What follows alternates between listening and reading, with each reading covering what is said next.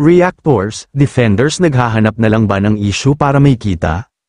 This is Jazz Zay TV, what's up mga ka-good vibes? Welcome back to my channel, kung saan real talk lang palagi. Ngayong araw, pag-uusapan natin ang mga reaction vloggers o defenders sa YouTube, legit ba ang content nila? O puro gawa-gawang issue na lang para may revenue?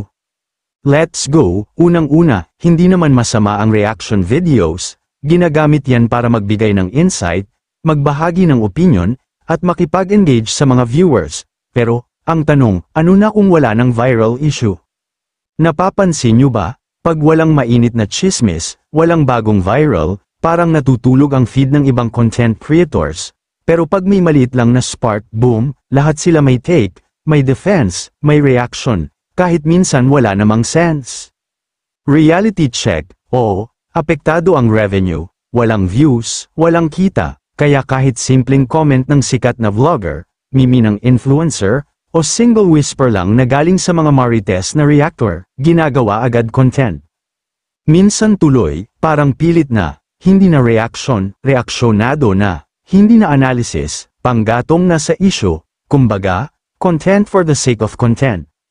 Pero eto ang tanong, kapag content mo ay puro away, chismis, o defend ko si idol kahit mali, anong klaseng value ang binibigay mo sa audience mo? Puro emotion, puro galit, puro hype?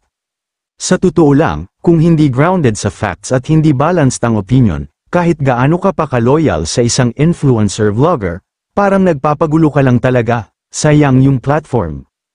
Pero fair din tayo, hindi lahat ng reactor ay toxic, may mga legit content creators na kahit walang viral issue, gumagawa pa rin ng matino, educational, o entertaining na content, may analysis, may context, may respeto sa audience. So respeto sa kanila, saludo sa mga gumagawa ng content na may saysay, kahit walang chismis o trending. So, anong point natin dito? Kung reactor ka, tanungin mo sarili mo, nagbibigay ba ako ng insight, o nagpapalala lang ako ng gulo? At kung viewer ka, tanungin mo rin, may napupulot ba ako dito? O nagpapainit lang ito ng ulo ko araw-araw? Kung agree ka sa sinabi ko, like and comment down below. Kung disagree ka, okay lang din. Open tayo sa healthy discussion. Ang mahalaga, may respeto, may sense. Don't forget to like, share, and subscribe for more real talk content. This is Jazz Zay TV. And remember, hindi lahat ng viral may value. Hanggang sa muli mga ka-good vibes. Maraming salamat po sa inyong lahat.